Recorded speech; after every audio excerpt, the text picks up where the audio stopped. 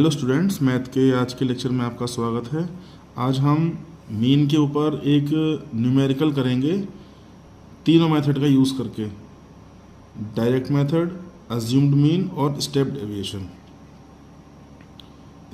Deviation method. जिससे आपको ये पता पड़ेगा कि तीनों मेथड्स में हमें कैलकुलेशन कैसे कैसे करनी है, किस में कैलकुलेशन बड़ी होती है, किस में छोटी, लेकिन जो आंसर होगा वो तीनों मेथड से एक ही आएगा। आंसर पर कोई फ़र्क नहीं पड़ेगा, चाहे मेथड कोई सा भी यूज़ करें। तो जो हम क्वेश्चन आज करने वाले हैं वो है ग्रुप डाटा।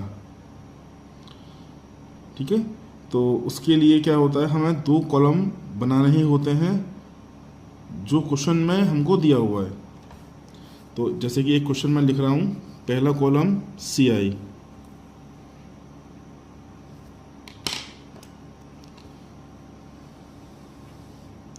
दूसरा कॉलम फ्रीक्वेंसी का, जिसको हम शो करेंगे FI से।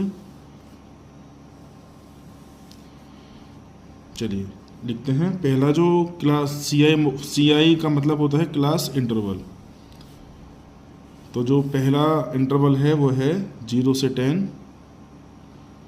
10 से 20, 20 से 30, 30 से 40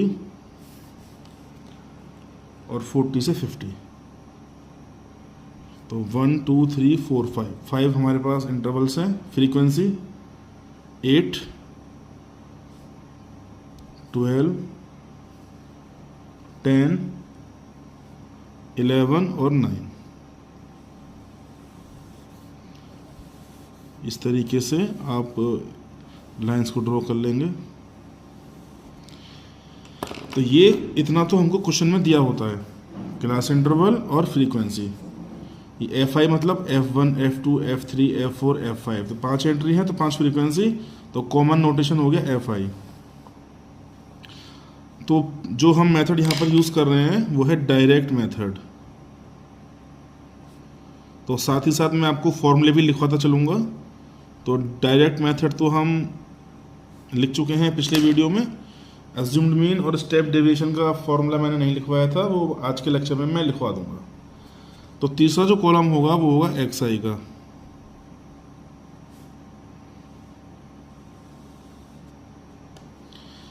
तो XI कैसे निकालते हैं, शायद मैंने पिछली वीडियो में आपको इंट्रोडक्शन दिया था। इन दोनों को ऐड करना है और 2 से डिवाइड करना है। तो 0 + 10, 10, 10/2, 5। अब डिफरेंस 10 10 का चल रहा है, तो इसमें हम 10 को ऐड कर देंगे। 5 + 10 15, 15 + 10 25, + 10 35, + 10 45। अब उसके बाद होगी कॉलम 2 और कॉलम 3, मतलब FI और XI की मल्टीप्लाई। 8 5 जा 40, 12 जब 12 की मल्टीप्लाई 15 में करेंगे तो 180 आएगा, ये 250। 35 × 11 में 385, और जब 45 की मल्टीप्लाई 9 में होगी तो आएगा 405। अब जैसा कि हमने फॉर्मूला पढ़ा था, x बार इक्वल टू होता है sigma FI XI upon sigma FI। तो सिग्मा FI का मतलब FI वाले कॉलम की टोटलिंग। तो हमने इन सबको जोड़ा, तो ये जो जोड़ ऐड होके आएगा ये आएगा 50। ऐसे ही सिग्मा FI XI इस कॉलम की टोटलिंग की, तो इसका टोटल आया 1260। अब इन दोनों वैल्यूज को हमने यहाँ पे रखा, इक्वल टू 1260 अपॉन 50। 0 से 0 कैंसिल हुई, 126 में 5 का डिवाइड किया, तो ये हमारे पास आया 25.2। तो ये हो गया आंसर डायरेक्ट मेथड से। अब यही आंसर हम लेकर आएंगे method number 2, assumed mean method. तो मेथड का नाम लिख देते हैं,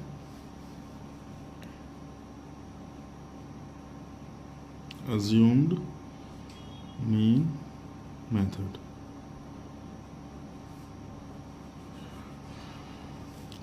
तो इसके सामने इसका फॉर्मूला लिख देते हैं। X bar equal to A plus sigma F I D I upon sigma F I. ये फॉर्मूला होता है अज्यूम्ड मीन मेथड से मीन निकालने का। ठीक, तो एज्यूम्ड मीन मेथड में ये 3 कॉलम तो आपको लिखने ही लिखने हैं। तो ये तो क्वेश्चन में दिया हुआ है और ये आप इसको कैलकुलेट कर लेंगे, लेकिन इस मेथड में एफ आई एक्स आई की मल्टीप्लाई नहीं होगी, इसमें एक कॉलम एक्स्ट्रा बनेगा डी आई का, तो उस डी आई में एफ आई की मल्टीप्लाई होगी। जैसे कि आप देख पा रहे हैं फॉर्मूले में एफ आई डी आई, इसमें था एफ आई एक्स आई, बस इसमें ये जो एक्स्ट्रा टर्म है ए प्लस ये ऐड होगी। और ए फोर क्या होता है, अज्यूम्ड मीन। ये जो नाम है मेथड का एज्यूम्ड मीन, ये इस ए की वजह से पड़ा है। तो कैसे हम डी आई निकालेंगे और कैसे हम ए को सिलेक्ट करेंगे वो हम इस क्वेश्चन में देखेंगे। तो हम इन 3 कॉलम की कॉपी कर लेते हैं। तो हमने यहाँ पर ये इन तीनों कॉलम की कॉपी कर ली है यहाँ से। अब देखिए जो डी आई निकालने का फॉर्मूला होगा वो होगा एक्स आई माइनस ए। अब ये ए कैसे लेना है, क्या लेना है वो देखिएगा। अब हमने एक्स आई निकाल लिया, अब एक्स आई वाले कॉलम में से हमें सबसे मिडिल वैल्यू को देखना है। तो सबसे मिडिल क्या बैठ रही है, 25, यही हमारा ए होगा। तो एक्स आई वाले कॉलम में जो सबसे मिडिल की वैल्यू होगी वही ए होता है। अब ये कितने टर्म्स हैं, 1 2 3 4 5 है ना। तो 5 में, अब 5 कैसा नंबर है, ऑड नंबर है, तो 5 में 1 को ऐड करके 2 का डिवाइड कर दीजिए। तो 5 + 1 6, 6/2 3। तो ऊपर से थर्ड नंबर पे जो भी आएगा वो ए होगा। अब सपोज करिए ये इवन है क्वांटिटी में, ये 5 है ना, 6 होती है तो क्या करते, 6/2 3, तब भी थर्ड नंबर का लेते। तो अगर ऑड है तो +1 करके 2 का डिवाइड कर दीजिए, और अगर इवन टर्म्स हैं, अगर इनकी क्वांटिटी इवन है तो सीधे 2 का डिवाइड कर दीजिए। तो इसलिए मैंने यहाँ पर जगह छोड़ रखी है। तो अब मैं ए की जगह लिखूंगा 25। ए की जगह मैंने क्या लिख दिया, 25। अब एक्स आई की हर वैल्यू में से 25 माइनस होगा, एक्स आई माइनस 25, मतलब एक्स आई में से 25 माइनस। तो 5 में से 25 गया, माइनस का 20, माइनस का 10, 25 में से 25 गया 0, 35 में से 25 गया 10, और 45 में से 25 गया 20। 0 से ऊपर की वैल्यू नेगेटिव आती है हमेशा, और 0 के नीचे वाली पॉजिटिव। अब एफ आई और डी आई वाले कॉलम की मल्टीप्लाई हम यहाँ पर फिंगर रख लेंगे जिससे गलती ना हो जाए। पता पड़ा हमने एक्स आई की मल्टीप्लाई कर दी, एफ आई और डी आई कॉलम की मल्टीप्लाई, टिक भी लगा लिया हमने। तो 8 20 जा 160 माइनस का 120, 0 11 10 जा 110, और 29 जा 180। अब माइनस को जोड़ेंगे, फिर प्लस को जोड़ेंगे, और इन दोनों को आपस में माइनस कर देंगे। ये किसकी वैल्यू आएगी, sigma F I D I की। तो मैंने इनको ऐड किया, इनको ऐड किया, ये आया 290, ये आया 280। तो 290 में से 280 गया, प्लस का 10। ये एफ आई डी आई जो है वो नेगेटिव भी आ सकता है, तो कोई डरने वाली बात नहीं है कि हमारा नेगेटिव आ रहा है।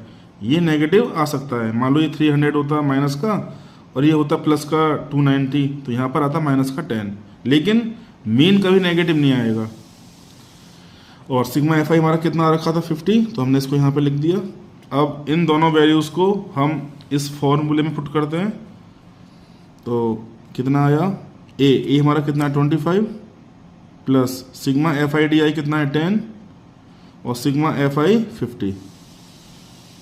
0 से 0 कैंसिल, 25 प्लस, आप एल से मत लीजिए, सीधे यहीं पे डिवाइड कर दीजिए, और जो आई डिवाइड हो गए 25 में ऐड कर दीजिए। तो 1/5 होता है 0.2, 25 में 0.2 ऐड किया तो 25.2। तो ये वही आंसर आया जो पहले वाले मेथड से आया था। तो एक बार मैं आपको बता देता हूँ कि ये मेथड यूज़ कहाँ करते हैं। जब एक्स आई बड़ा आने लगे, अभी तो ये ज़्यादा बड़ा नहीं है, जब ये बड़ा आ जाए तो डी आई जो, तो इसकी वैल्यू को छोटा करने के लिए हम अज्यूम्ड मीन मेथड का यूज़ करते हैं, और उससे छोटी करनी है तो स्टेप डेविएशन। तो डी से क्या होता है, एक्स आई छोटा हो जाता है, बस फिर नॉर्मल जो हम पहले एफ आई एक्स आई की मल्टीप्लाई करते थे, अब एफ आई डी आई की मल्टीप्लाई करते हैं, उससे सिग्मा एफ आई डी आई निकालेंगे, फिर सिग्मा एफ आई भी निकालेंगे, और ए सिग्मा एफ आई और सिग्मा एफ आई डी आई को जो मीन का मेथड फॉर्मूला होता है उसमें पुट करके हम मीन निकाल लेंगे।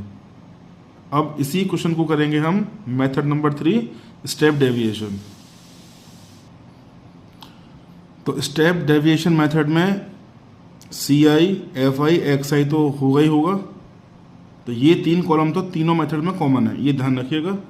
अब जो हमने मेथड नंबर 2 में निकाला था डी आई, फॉर्मूला क्या होता था, एक्स आई माइनस ए, अब यहाँ पर निकलेगा डी आई की जगह यू आई, इसका फॉर्मूला क्या होगा, एक्स आई माइनस ए अपॉन एच, और फिर एफ आई डी आई की जगह मल्टीप्लाई होगी एफ आई यू आई की, और फिर यहाँ निकालेंगे सिग्मा एफ आई यू आई और सिग्मा एफ आई। तो फ्रीक्वेंसी जो दे रखी थी वो कितनी थी, तो ये फ्रीक्वेंसी हो गई और ये हो गई एक्स आई की वैल्यू, ठीक है। अब देखिए एच क्या होता है, ये इन दोनों के बीच का डिफरेंस, इसको हम बोलते हैं लोअर लिमिट, इसको बोलते हैं अपर लिमिट। तो एच होता है upper limit minus lower limit.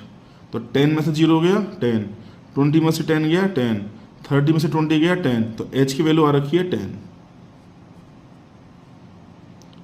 ए हम सीख चुके हैं निकालना, कितना लेंगे हम ए को, 25। तो 5 में से 25 गया माइनस का 20, और माइनस का 20 अपॉन 10 माइनस का 2। 15 में से 25 गए माइनस का 10, माइनस का 10 अपॉन 10 माइनस का 1, ये 0 आएगा ही आएगा। 35 में से 25 गए प्लस का 10 और 10 अपॉन 10 1। 45 में से 25 गया 20 अपॉन 10 2। अब कॉलम नंबर 2 और कॉलम नंबर 4 की मल्टीप्लाई, 8 2 जा -16 -12 0, 11 1 जा 11 और 9 2 जा 18। तो इन दोनों को ऐड किया, कितना आया, माइनस का 28, ये आया प्लस का 29, तो दोनों को माइनस किया तो 1 आ गया। तो sigma F I U I कितना आ गया, 1। अब इसका देखते हैं फॉर्मूला क्या होता है। इसका फॉर्मूला होता है, यहाँ लिख देते हैं, X bar equal to A plus आएगा ही आएगा, यहाँ पर sigma F I D I की जगह sigma F I U I upon sigma F I और इनटू में आ जाएगा एच। ये फॉर्मूला होता है स्टेप डेविएशन से मीन निकालने का। अब वैल्यू पुट करते हैं, ए हमारा कितना 25 plus sigma F I U I कितना है 1 अपॉन 50 मल्टीप्लाई एच हमारा कितना चल रहा है 10 5 जा 50, 1 अपॉन 5 क्या होता है 0.2, और 0.2 को जब 25 में जोड़ेंगे तो फिर से आंसर क्या आ गया 25.2। तो इस तरीके से आपने देखा कि मेथड कोई सा भी हो, मीन की वैल्यू एक ही आती है। अब क्वेश्चन आपको ध्यान से पढ़ना होगा कि किस मेथड से पूछा गया है मीन निकालने के लिए। अगर वो कहता है कि यूज़ एनी सूटेबल मेथड, तो जो मेथड आपको इजी लगे, कि आप सोचते हो कि मैं इससे जल्दी कर लूँगी, तो आप वही मेथड यूज़ करें। और अगर नाम दे के आ गया तो फिर मजबूरी है कि आपको उसी मेथड से करना है। तो उम्मीद करता हूँ कि आज का ये क्वेश्चन न्यूमेरिकल जो हमने किया मीन के ऊपर समझ में आ गया होगा। तो आप कोई भी क्वेश्चन करें आंसर सही आएगा। और अगली मेथड में मैं आपको बताऊंगा मिसिंग फ्रीक्वेंसी, उसमें आपको मीन दिया रहेगा और जो यहाँ पर आपको सारी फ्रीक्वेंसी दे रखी हैं, एक फ्रीक्वेंसी मिस कर देगा, अननोन कर देगा, तो आपको उसकी वैल्यू निकालनी होती है। तो इसके दो टाइप बनते हैं, एक सिंगल फ्रीक्वेंसी मिसिंग और एक डबल फ्रीक्वेंसी मिसिंग। तो ये टॉपिक मैं अगले वीडियो में कवर करूँगा। तो अगर अभी तक आपने मेरा चैनल सब्सक्राइब नहीं किया है तो सब्सक्राइब कर लें, तो नेक्स्ट लेक्चर में आपसे फिर मुलाकात होगी। Till then good bye.